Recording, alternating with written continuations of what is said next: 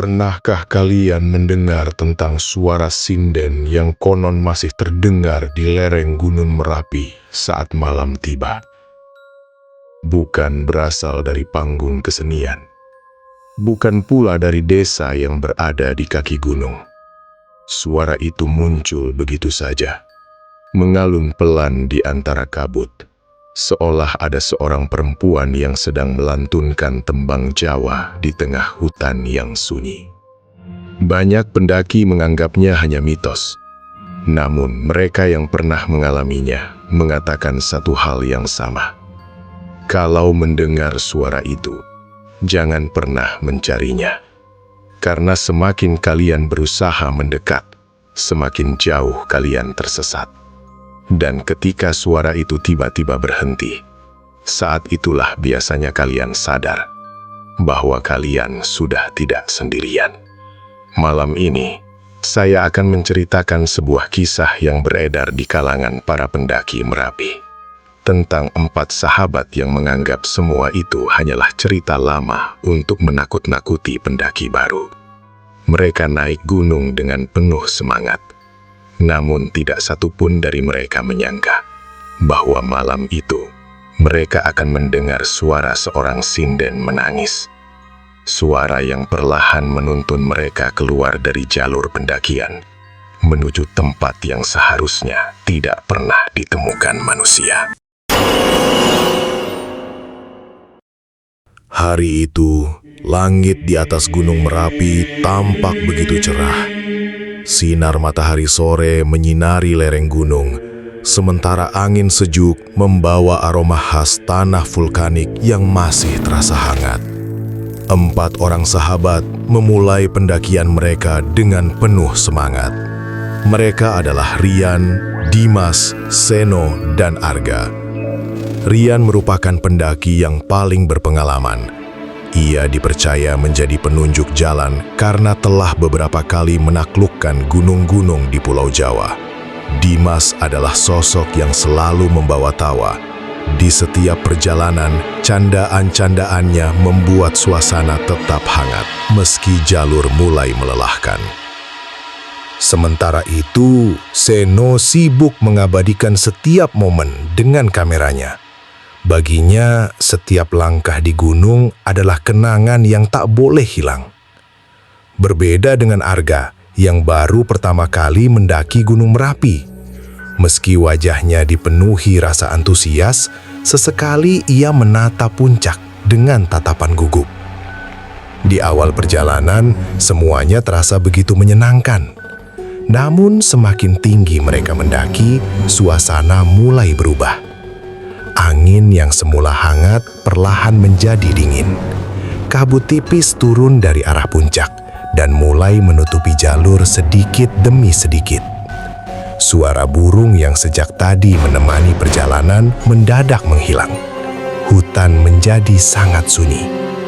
Rian menghentikan langkahnya sejenak.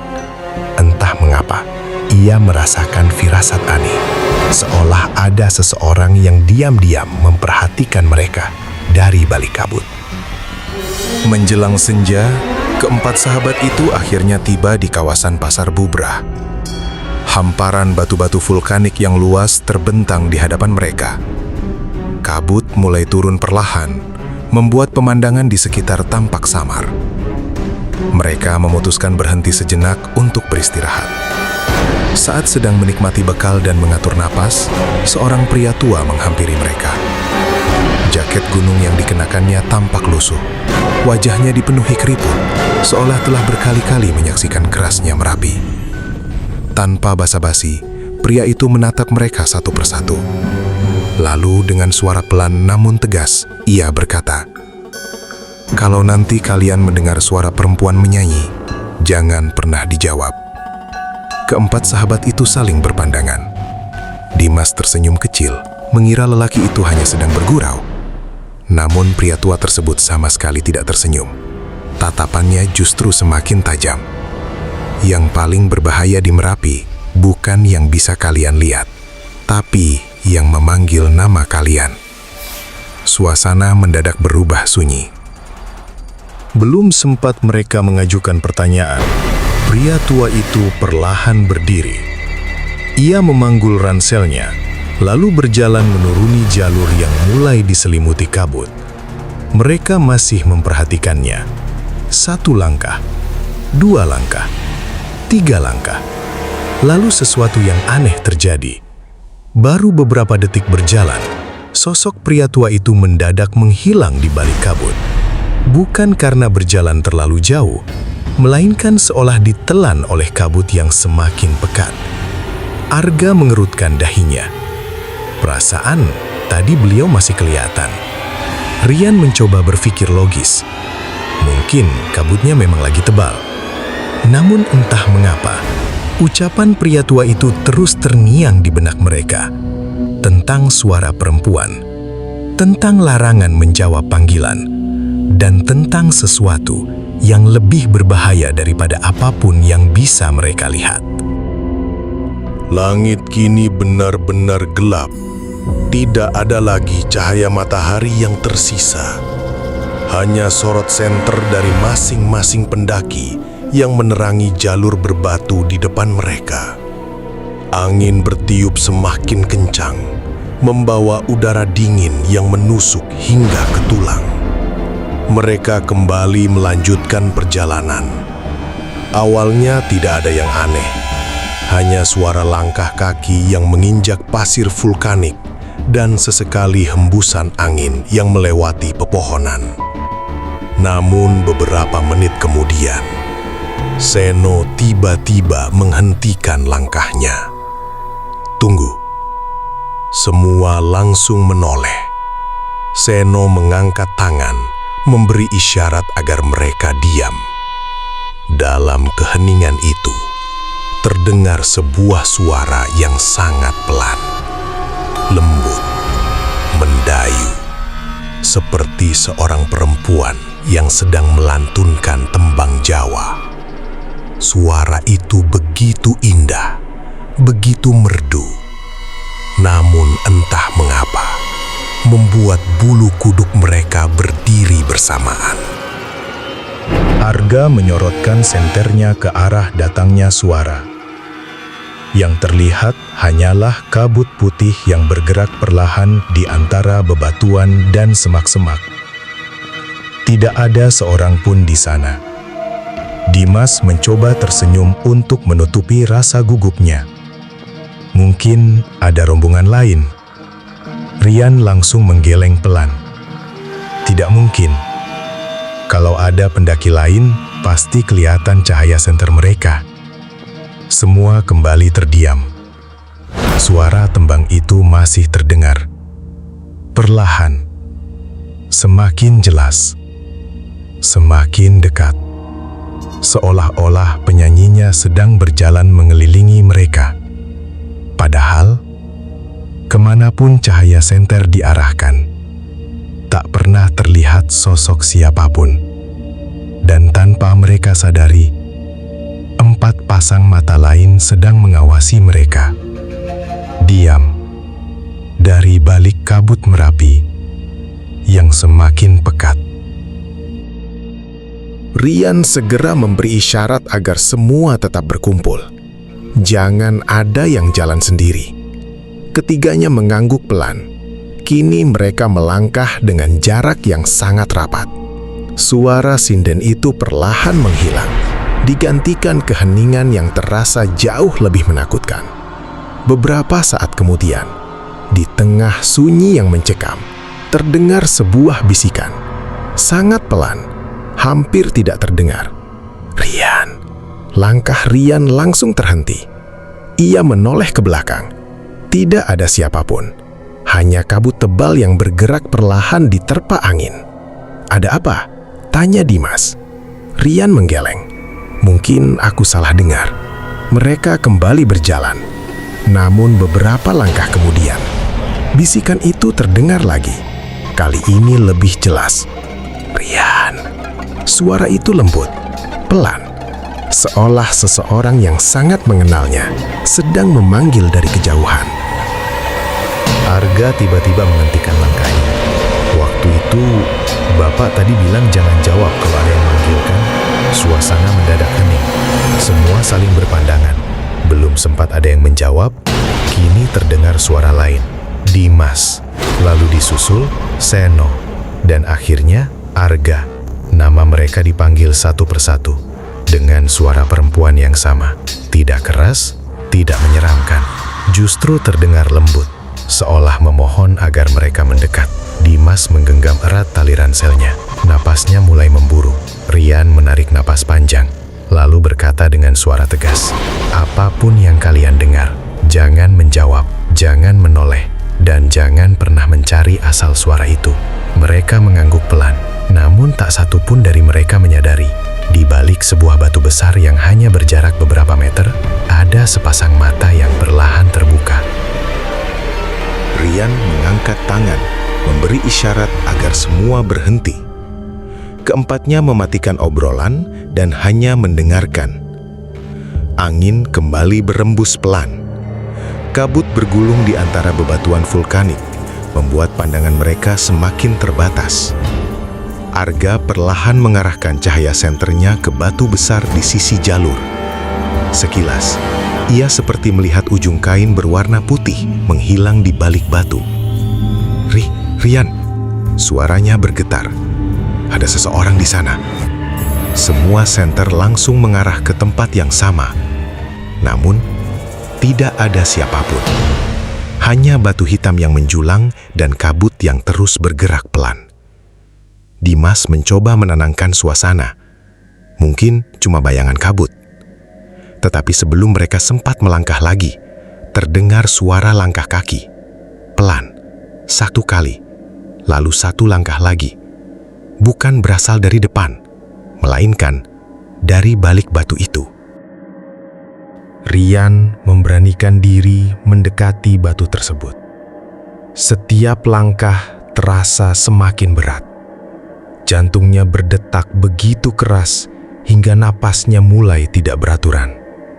Saat cahaya senternya menyapu sisi belakang batu, tak ada siapa-siapa. Namun di atas pasir vulkanik yang lembab, terlihat jejak kaki. Jejak itu sangat aneh. Bentuknya menyerupai telapak kaki manusia, tetapi arahnya tidak menuju batu, melainkan keluar dari batu. Seolah ada seseorang yang baru saja berjalan menembus batu besar itu. Seno berjongkok untuk melihat lebih dekat. Belum sempat ia menyentuh jejak tersebut, angin dingin tiba-tiba berembus sangat kencang. Bersamaan dengan itu, suara tembang Jawa kembali terdengar. Kali ini lebih jelas, lebih dekat, dan terdengar seperti dinyanyikan, tepat di belakang mereka. Keempat sahabat itu sontak membalikkan badan. 4 cahaya senter menyapu kabut yang bergulung pelan di belakang mereka. Suara tembang itu masih terdengar, pelan, mendayu, seolah penyanyinya berdiri hanya beberapa meter dari mereka. Namun, tak ada siapapun. Rian mengangkat senternya lebih tinggi. Kabut yang semula diam perlahan bergerak, membentuk pusaran kecil. Tiba-tiba, sebuah bayangan putih melintas sangat cepat di antara dua batu besar. Astaga! Arga refleks mundur hingga hampir terjatuh.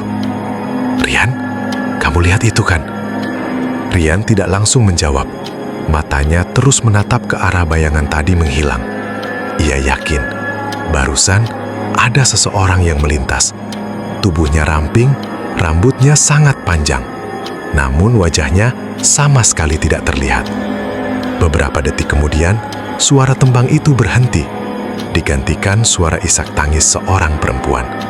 Tangisan itu lirih, penuh kesedihan. Namun terdengar begitu dekat, seolah berasal dari balik kabut tepat di depan mereka. Tak lama kemudian, samar-samar muncul siluet seorang perempuan. Ia berdiri membelakangi mereka, diam, tidak bergerak sedikit pun. Keempat pendaki itu membeku. Tak seorang pun berani mengucapkan sepatah kata. Perempuan itu mengenakan kain tradisional Jawa yang tampak lusuh. Rambut hitamnya terurai hingga hampir menyentuh tanah. Kedua bahunya bergetar pelan. Ia sedang menangis. Tangisnya begitu lirih hingga terdengar lebih menyeramkan daripada teriakan. Dimas berbisik pelan, "Itu manusia." Belum sempat Rian menjawab, perempuan itu perlahan mengangkat kepalanya. Namun, ia tetap membelakangi mereka. Tangisnya berhenti. Suasana berubah menjadi sunyi. Lalu terdengar satu kalimat dengan suara yang sangat lembut. "Tolong, antarkan aku pulang." Arga hampir melangkah maju.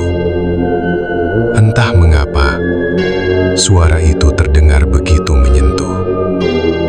Seolah perempuan itu benar-benar membutuhkan pertolongan. Namun, Rian segera meraih lengan Arga dan menariknya mundur. "Jangan. Tatap saja tanah. Jangan dekati dia." Beberapa detik kemudian, perempuan itu perlahan mulai berputar. Sedikit demi sedikit, seolah hendak memperlihatkan wajahnya kepada mereka. Dan tepat saat wajahnya hampir terlihat, semua senter mereka padam bersamaan. Kegelapan langsung menyelimuti mereka. Tak ada satupun cahaya yang tersisa. Hanya suara napas yang memburu dan hembusan angin dingin yang terasa semakin dekat. "Rian!" bisik Arga panik. "Tenang, jangan bergerak dulu," jawab Rian dengan suara tertahan. Satu persatu, mereka mencoba menyalakan kembali senter. Klik, klik, klik. Tak ada yang menyala. Padahal beberapa menit sebelumnya, semua baterai masih penuh. Di tengah gelap gulita, terdengar langkah kaki. Pelan, menggesek pasir vulkanik. Bukan satu langkah, melainkan beberapa langkah. Seolah ada seseorang yang sedang berjalan memutari mereka. Tidak tergesa-gesa, tidak pula mendekat. Hanya berputar, mengelilingi mereka dalam diam. Lalu, tangisan perempuan itu kembali terdengar. Namun kali ini, bukan lagi dari depan, melainkan tepat di samping telinga Arga. Tangis yang berubah menjadi bisikan. "Aku sudah lama menunggu." Arga memejamkan mata sekuat tenaga. Tubuhnya gemetar hebat. Ia bisa merasakan embusan napas dingin menyentuh tengkuknya. Namun Rian terus mengingatkan, "Jangan menoleh." Beberapa detik yang terasa seperti berjam-jam akhirnya berlalu. Tiba-tiba, senter milik Seno berkedip pelan. Sekali, dua kali, lalu menyala kembali. Disusul senter milik Rian, kemudian Dimas, dan terakhir Arga. Saat cahaya kembali menerangi sekitar, perempuan yang menangis itu sudah tidak ada. Kabut masih menggantung di udara. Bebatuan tetap berada di tempatnya, seolah tidak pernah terjadi apa-apa. Namun ada satu hal yang membuat darah mereka seketika membeku. Di atas pasir vulkanik, mengelilingi tempat mereka berdiri, terlihat puluhan jejak kaki tanpa alas. Semua jejak itu menghadap ke arah mereka. Seakan-akan sejak tadi, mereka telah dikelilingi oleh banyak sosok yang tak terlihat. Rian segera mengajak semuanya menjauh dari tempat itu. "Jangan lihat jejaknya, kita lanjut jalan." Tak seorang pun membantah. Mereka berjalan lebih cepat, berharap segera menemukan penanda jalur berikutnya. Namun semakin jauh melangkah, Jalur yang mereka lewati terasa semakin asing. Batu-batu yang tadi mereka lewati kembali muncul di depan. Sebuah pohon cemara yang batangnya terbelah dua juga terlihat lagi. Seno menghentikan langkahnya. "Tunggu, aku pernah foto pohon ini." Ia membuka kamera. Foto terakhir yang diambil beberapa menit sebelumnya memperlihatkan pohon yang sama, dengan posisi yang sama. Bahkan batu besar di sampingnya pun tidak berubah sedikit pun. Dimas menelan ludah. "Jangan bilang kita mutar di tempat yang sama." Rian menarik napas panjang. Ia mulai menyadari sesuatu yang sejak tadi berusaha ia abaikan. Mereka tidak lagi berada di jalur yang dikenalnya. Merapi seolah sedang mengubah arah jalan di hadapan mereka. Seno mencoba menenangkan diri. Ia membuka galeri kamera untuk memastikan foto-foto sebelumnya masih ada. Namun saat layar menyala, satu foto baru muncul di urutan paling akhir. Padahal, ia sama sekali tidak merasa mengambil gambar. Dengan tangan gemetar, ia membuka foto tersebut. Keempat sahabat itu langsung mendekat. Foto itu memperlihatkan mereka berempat sedang berdiri di tengah kabut. Diambil dari kejauhan. Sudut pengambilannya tinggi. Seolah ada seseorang yang memotret mereka dari atas batu. Yang membuat mereka membeku bukan hanya itu. Di belakang Arga, berdiri seorang perempuan berkebaya lusuh dengan rambut panjang menutupi wajah. Ia tampak sangat dekat. Namun saat foto itu diambil, tak seorang pun melihat sosok tersebut. Seno perlahan mengangkat kepalanya. Dengan suara lirih, ia berkata, "Kalau bukan aku yang memotret, lalu siapa?" Rian segera mengambil kamera dari tangan Seno. Ia memperbesar foto itu sedikit demi sedikit. Semua wajah mereka terlihat jelas.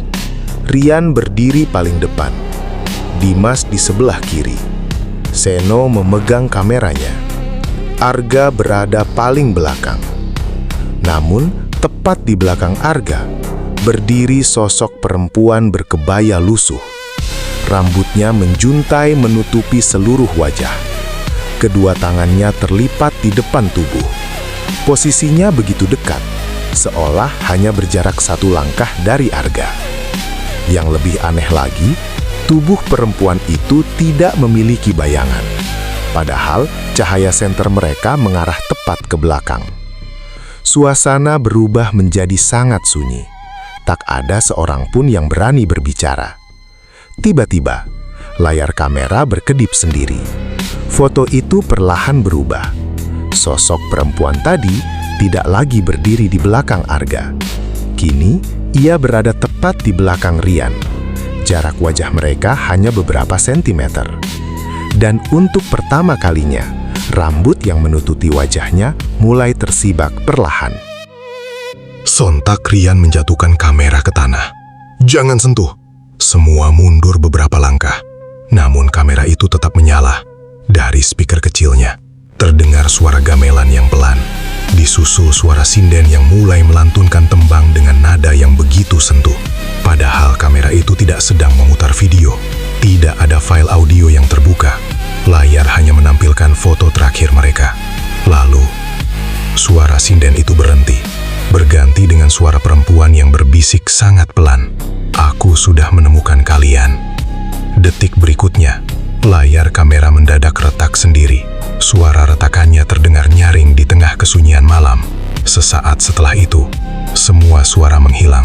Tak ada angin, tak ada serangga, tak ada langkah kaki. Kesunyian yang begitu pekat menyelimuti lereng Merapi. Dan dari kejauhan, sebuah cahaya kuning redup perlahan muncul di balik kabut, seperti cahaya lampu minyak yang sengaja menunggu mereka datang. Keempat sahabat itu memandang cahaya kuning yang bergoyang pelan di balik kabut. Jaraknya tidak terlalu jauh, mungkin hanya sekitar 50 meter. "Cahaya," bisik Arga penuh harap. "Jangan-jangan ada pos pendaki."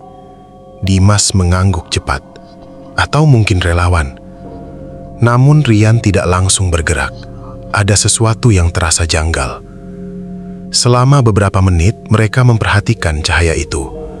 Api lampu minyak tersebut tidak pernah membesar ataupun mengecil, tidak bergoyang mengikuti angin. Seolah-olah lampu itu memang sengaja dipasang untuk menarik perhatian mereka. Belum sempat Rian mengambil keputusan, terdengar suara seorang perempuan tua dari arah belakang. "Kalau masih ingin pulang, jangan dekati cahaya itu." Keempatnya tersentak. Mereka segera menoleh. Di balik sebuah batu besar, berdiri seorang nenek tua. Tubuhnya kecil dan bungkuk. Kepalanya tertutup selendang hitam. Di tangannya tergenggam sebatang tongkat kayu yang tampak sudah sangat tua. Anehnya, tak seorang pun mendengar suara langkahnya saat ia datang. Nenek itu berjalan mendekat dengan langkah yang sangat pelan. Tatapannya tajam, namun tidak terlihat marah. Ia memandang satu persatu wajah para pendaki, lalu berhenti tepat di depan Arga. "Kalian sudah mendengar tembangnya?" Tidak ada yang menjawab. Nenek itu kembali berkata, "Kalau sudah mendengar nyanyian sinden, berarti dia sudah mengenali kalian." Dimas mencoba bertanya, "Nenek, sebenarnya siapa perempuan itu?" Nenek tersebut menghela napas panjang. Orang-orang menyebutnya sinden menangis.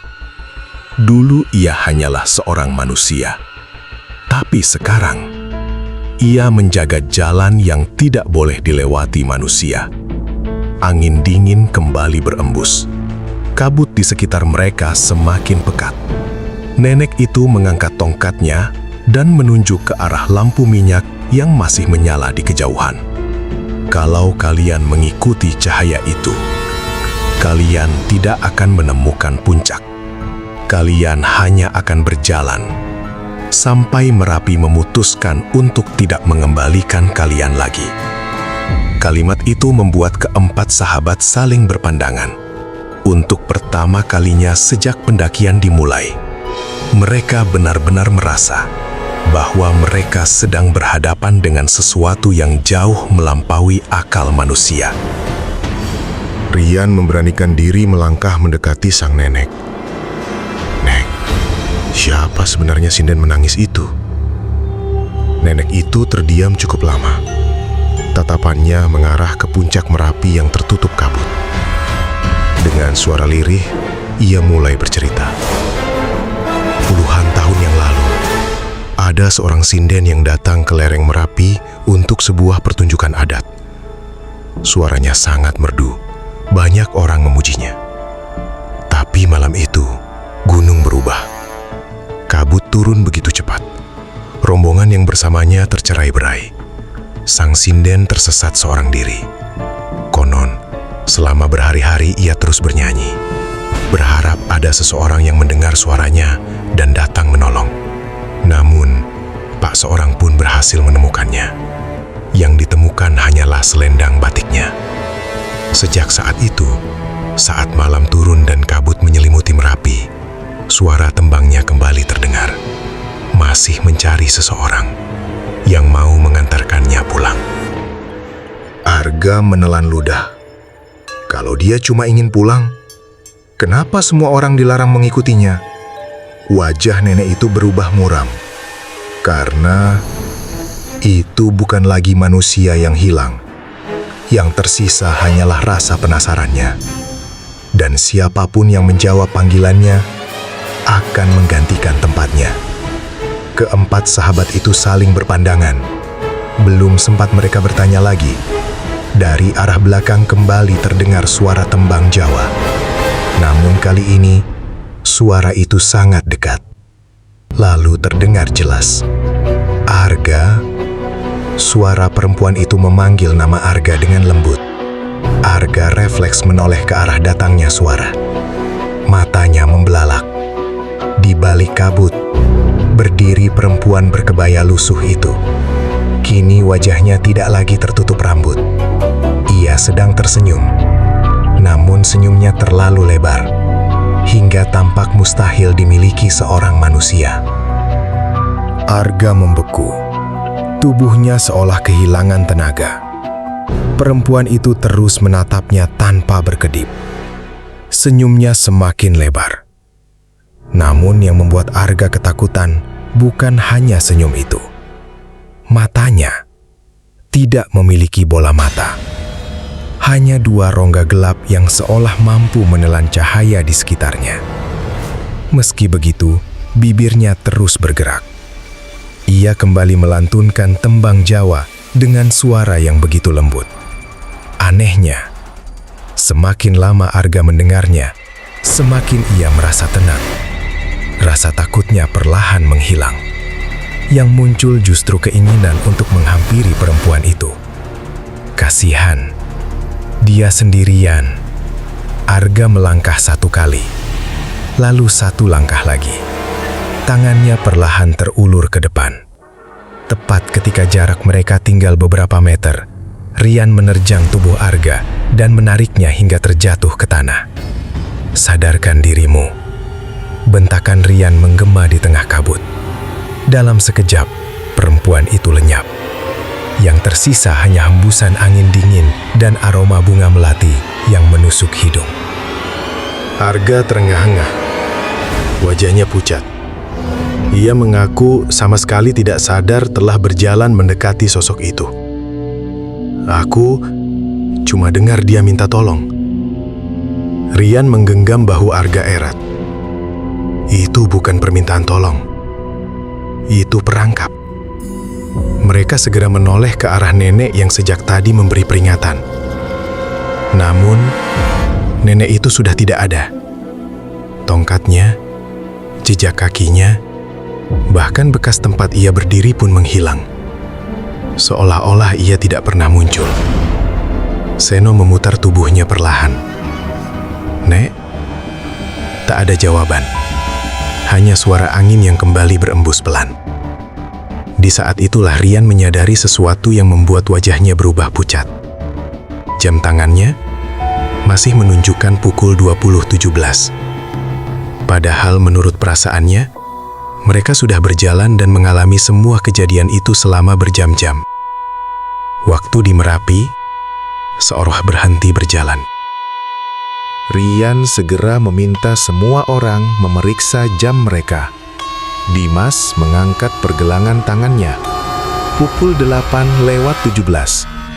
Seno melihat layar jam digitalnya. Angkanya sama.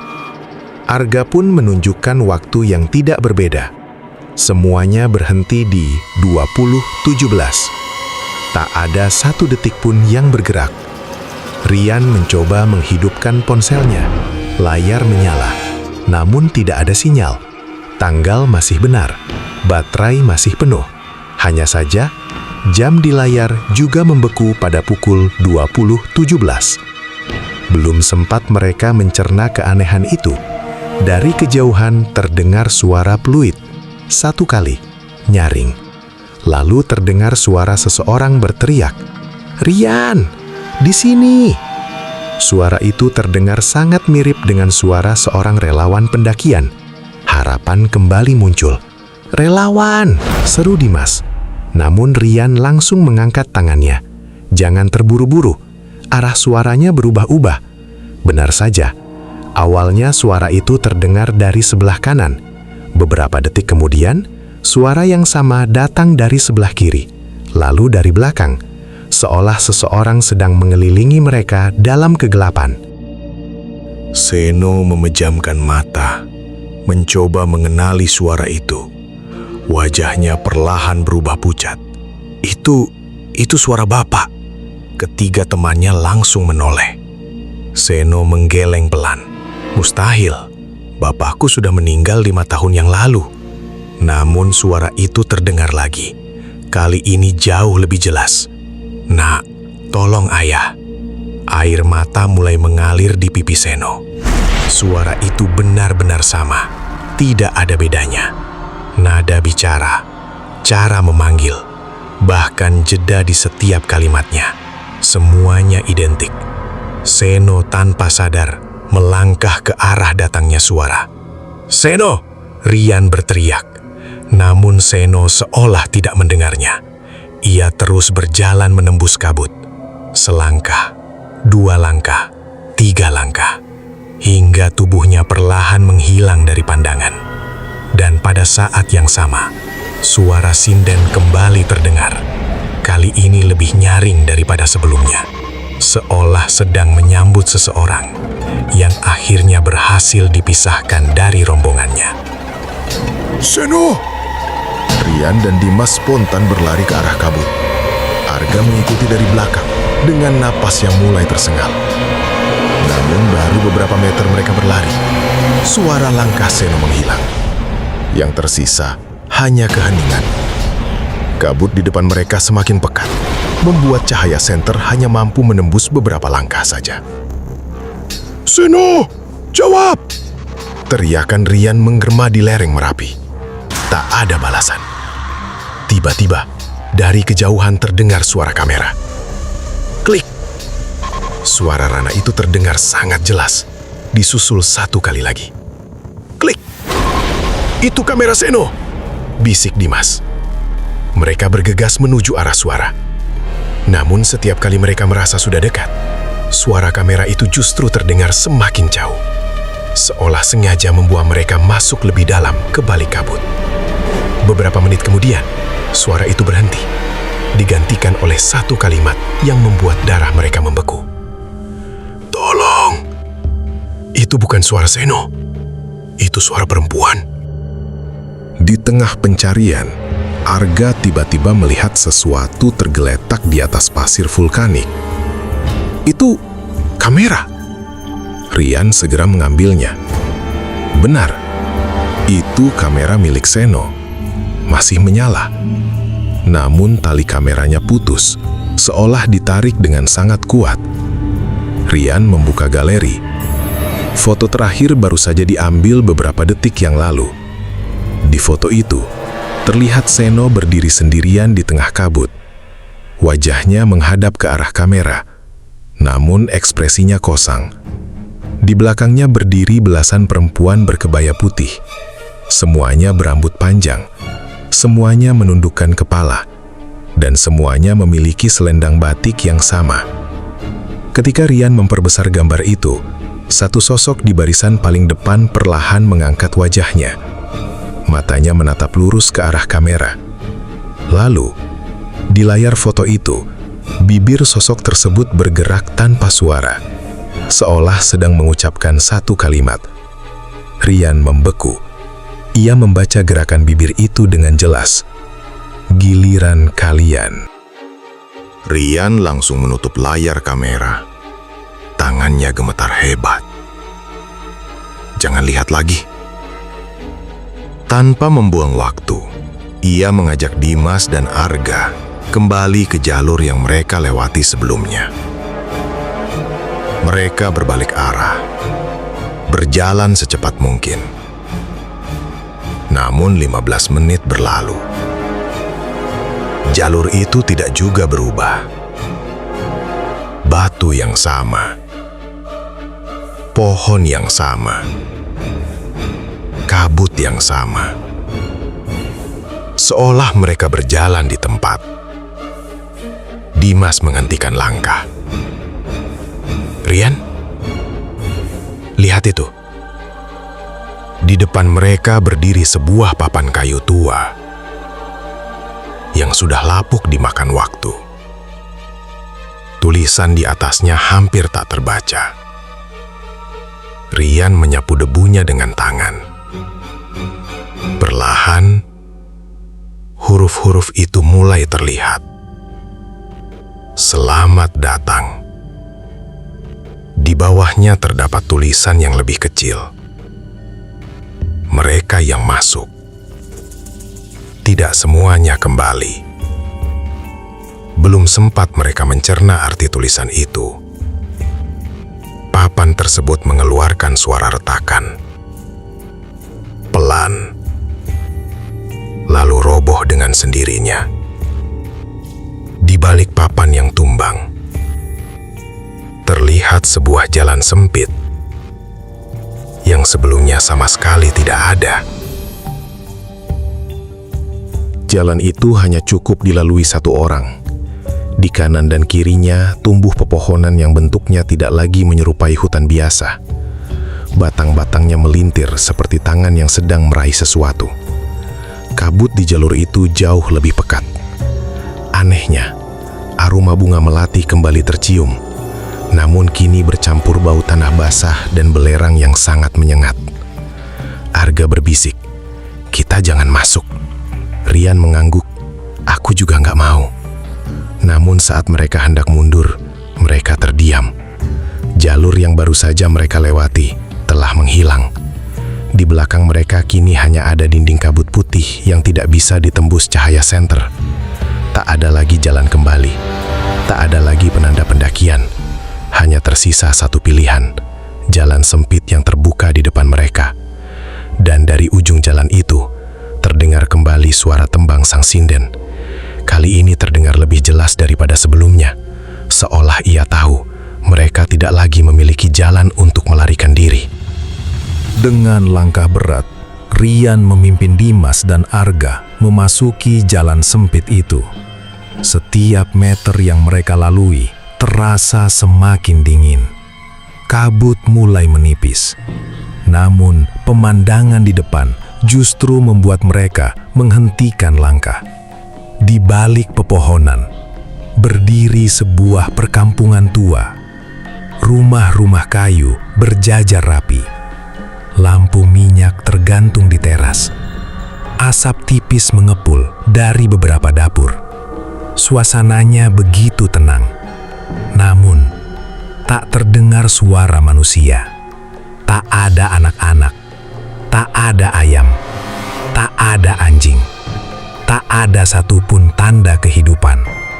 Hanya deretan rumah yang berdiri diam seperti telah lama ditinggalkan. Dimas berbisik pelan. "Sejak kapan ada desa di jalur Merapi?" Rian menggeleng.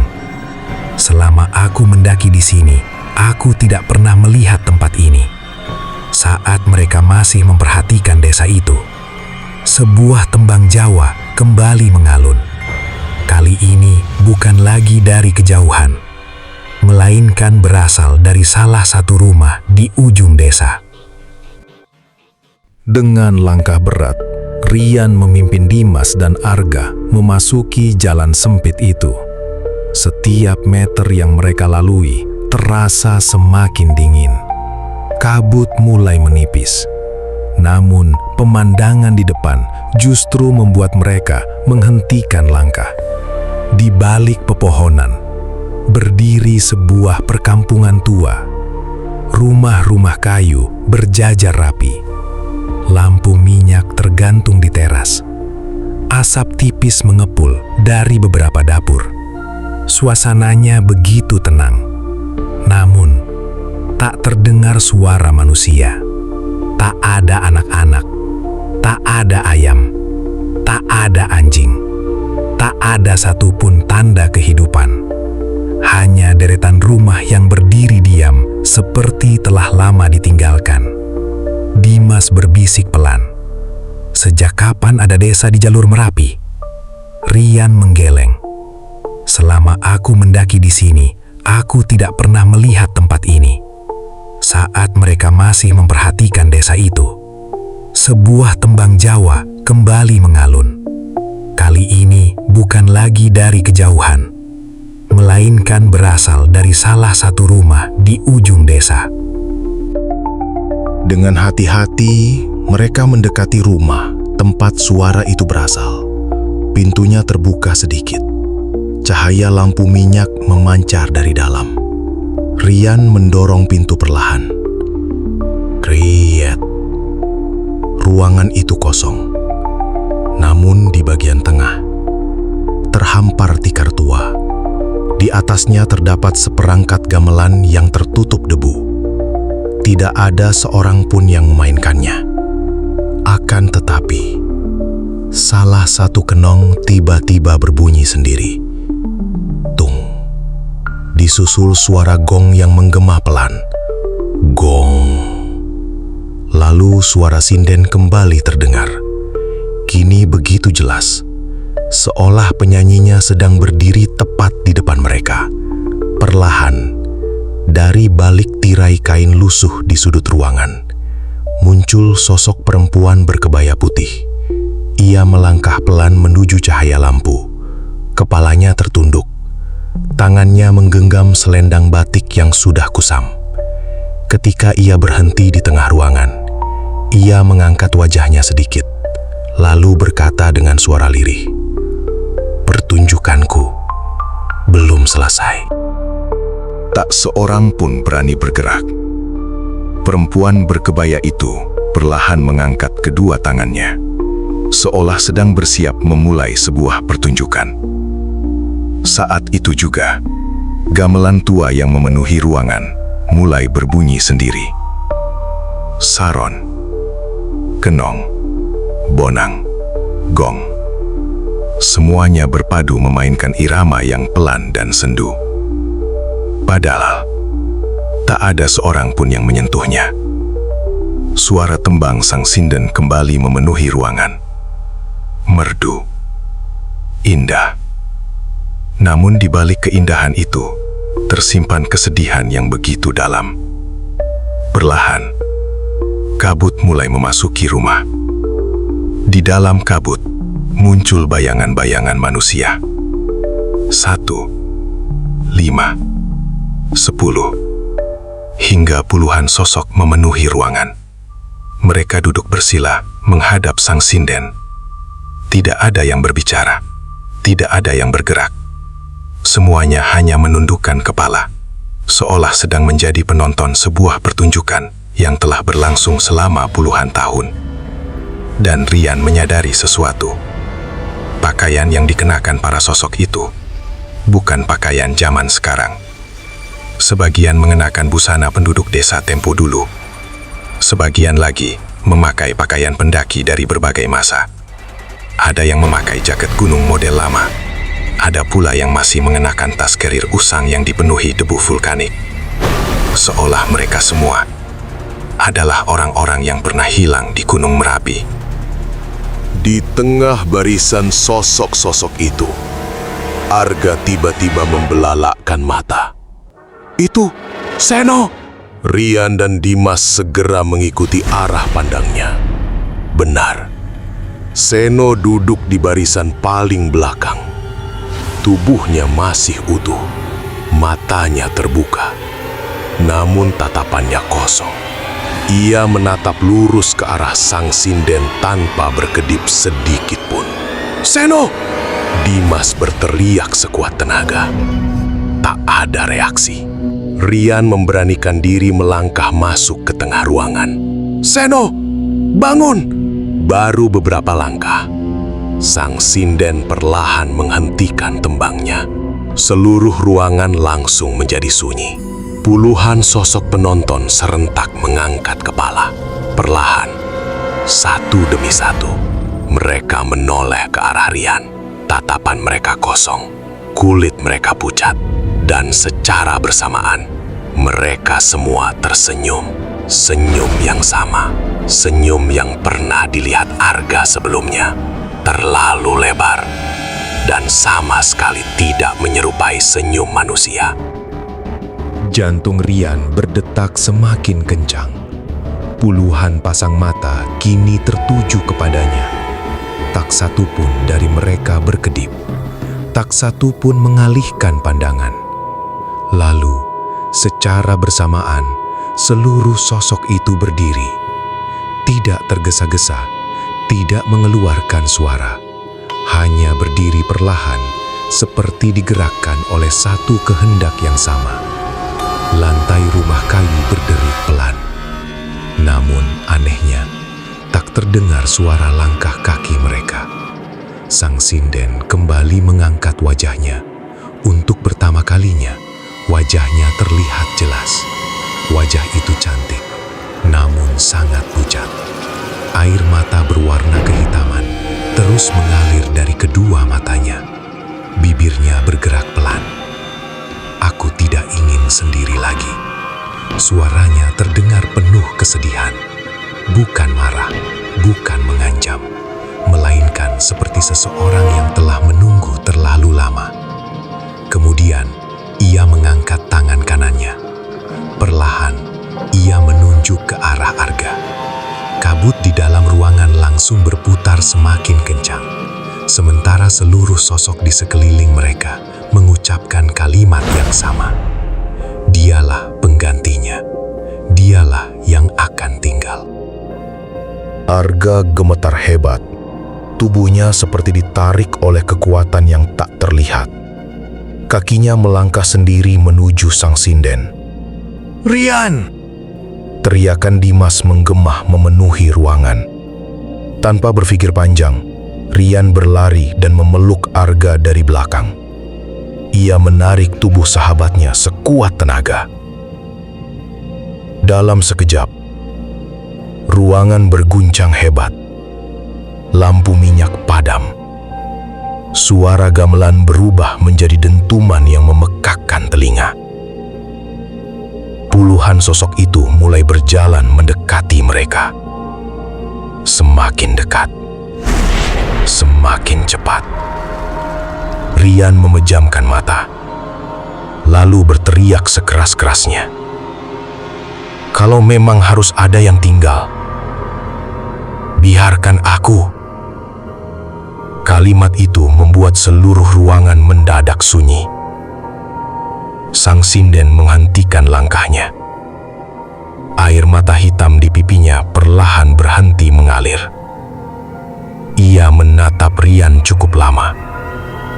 Lalu, untuk pertama kalinya sejak mereka bertemu, Sang Sinden tersenyum.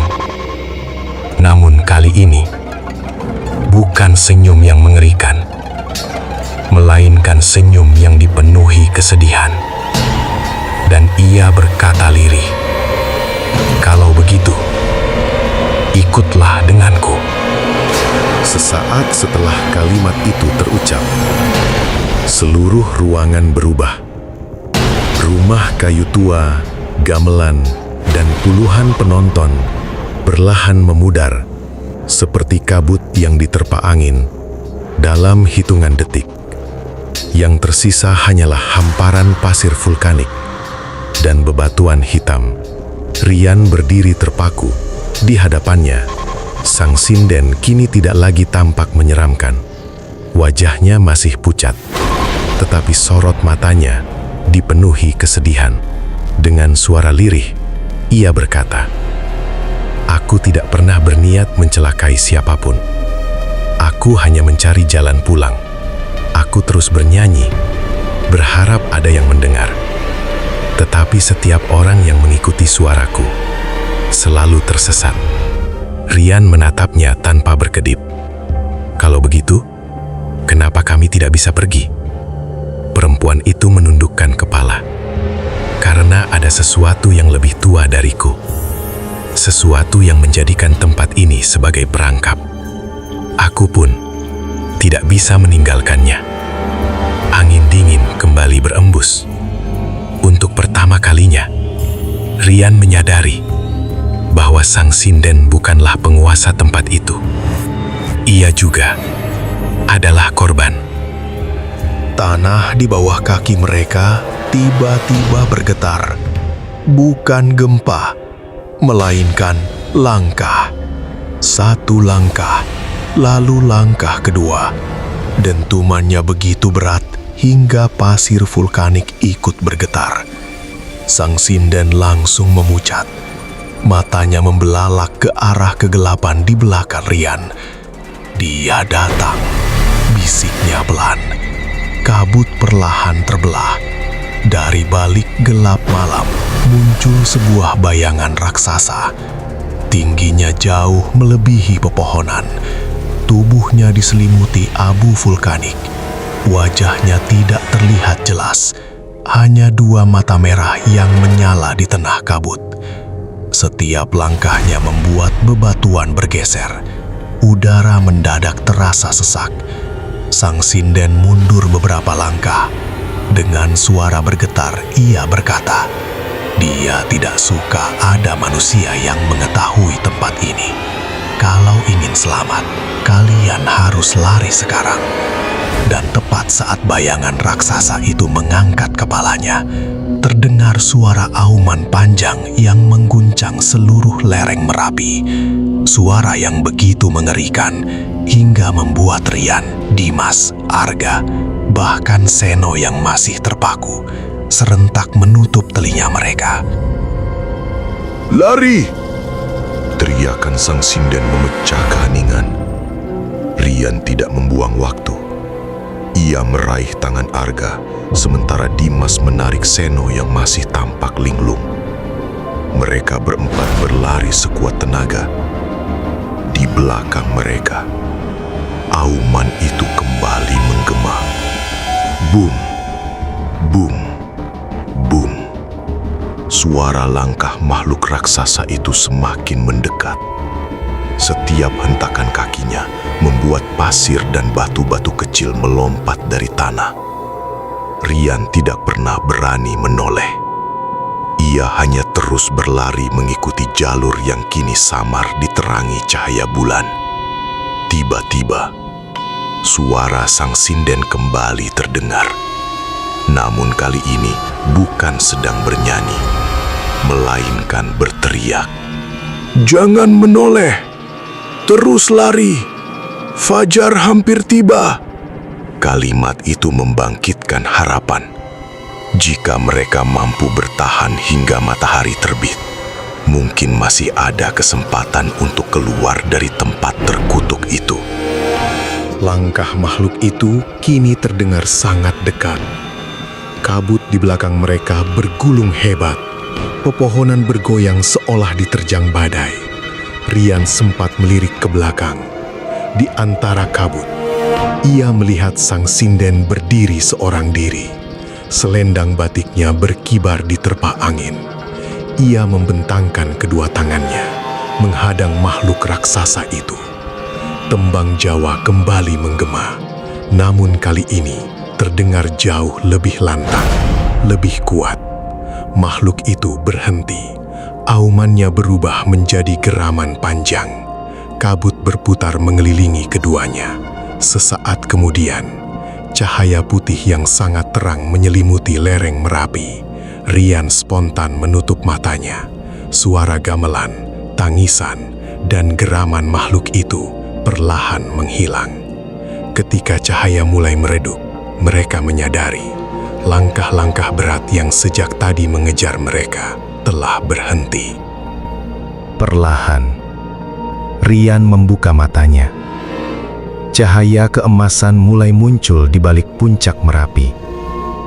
Kabut yang sejak semalam menyelimuti lereng gunung perlahan menghilang. Udara terasa lebih hangat. Suara burung kembali terdengar. Untuk pertama kalinya sejak malam itu dimulai, gunung kembali terasa hidup. Keempat sahabat itu saling berpandangan. Seno akhirnya sadar sepenuhnya. Wajahnya masih pucat. Ia memegang kepalanya sambil berbisik. Aku tadi ada di mana? Tak seorang pun mampu menjawab. Rian hanya menggeleng pelan. Ia tahu, beberapa kejadian memang lebih baik tidak diingat. Mereka menoleh ke belakang. Tak ada lagi desa tua. Tak ada rumah kayu. Tak ada gamelan. Tak ada jejak sang sinden. Yang tersisa hanyalah bebatuan vulkanik dan jalur pendakian seperti biasa. Seolah semua yang mereka alami tak pernah terjadi. Mereka kembali menyusuri jalur resmi, hingga bertemu rombongan pendaki lain. Salah seorang relawan menghampiri mereka dengan wajah heran. Kalian dari mana? Kami cari semalaman. Rian terdiam. Semalaman? Relawan itu mengangguk. Kalian hilang sejak kemarin sore. Kami pikir kalian sudah turun. Keempat sahabat itu saling berpandangan. Menurut perasaan mereka, Semua kejadian itu hanya berlangsung beberapa jam. Namun ternyata, satu malam penuh telah berlalu. Saat hendak melanjutkan perjalanan turun, Arga merasakan sesuatu di dalam saku jaketnya. Ia mengeluarkannya perlahan. Sebuah selendang batik kecil yang sudah usang. Bukan miliknya. Bukan milik salah satu sahabatnya. Selendang itu mengeluarkan aroma melati yang sangat lembut. Rian langsung mengenalinya. Itu adalah selendang yang dikenakan sang sinden. Tak seorang pun berani menyentuh selendang itu. Arga menggenggamnya dengan tangan yang gemetar. Aroma melati yang samar kembali mengingatkan mereka pada perempuan yang menangis di balik kabut. Rian menarik napas panjang. Ayo, kita kembalikan. Mereka berjalan menuju sebuah batu besar yang berada tak jauh dari jalur pendakian. Di sanalah Rian meletakkan selendang batik itu dengan hati-hati. Tak ada doa yang panjang, tak ada ritual, hanya keheningan. Beberapa saat kemudian, angin berembus pelan.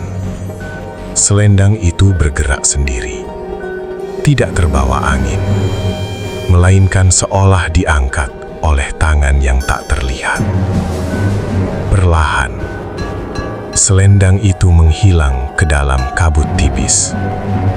Bersamaan dengan itu, terdengar kembali tembang Jawa.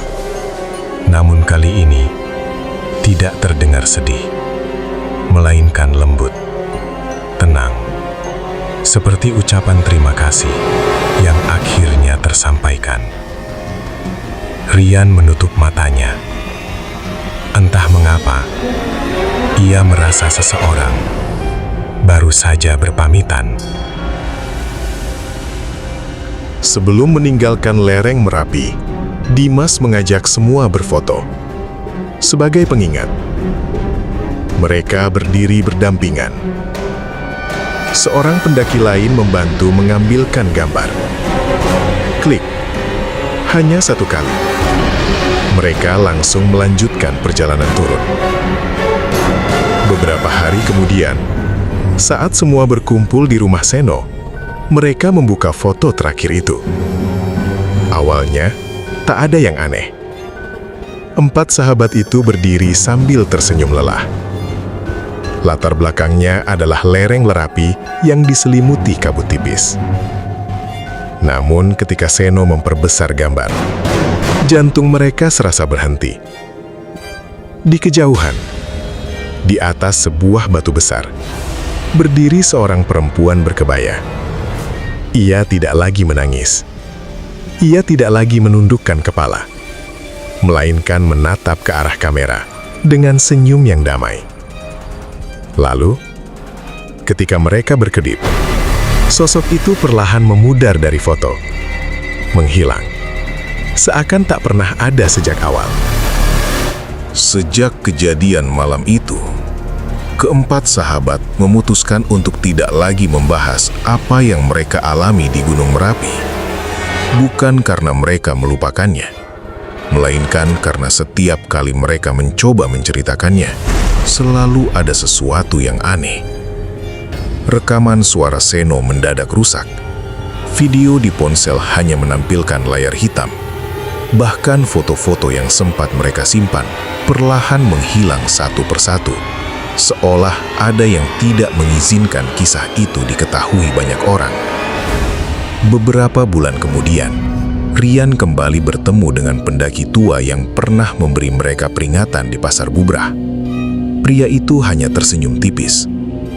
"Aku sudah tahu kalian berhasil pulang." Rian terdiam. Lalu, perempuan itu, pendaki tua itu memandang ke arah puncak Merapi. Sampai hari ini, masih ada yang mendengar tembangnya. Kadang dia menangis, kadang dia hanya bernyanyi.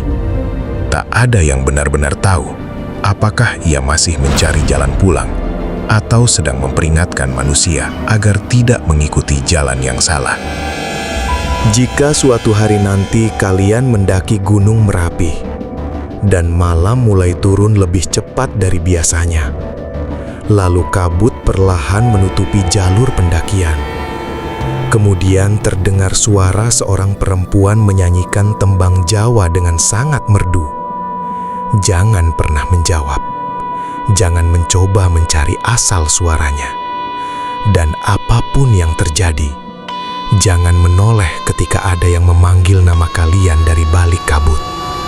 Karena bisa jadi, yang memanggil bukan manusia, melainkan seseorang yang telah tersesat sejak puluhan tahun lalu dan masih menunggu orang berikutnya untuk menemaninya. Terima kasih sudah mengikuti kisah Misteri Sinden Menangis Merapi, suara gaib yang menyesatkan jalur pendakian. Kalau kalian menikmati cerita ini, jangan lupa bagikan kepada teman-teman yang suka kisah horor dan misteri pendakian. Dan ingat, tidak semua jalur di gunung membawa kalian ke puncak. Ada beberapa jalur yang tak pernah mengembalikan siapapun.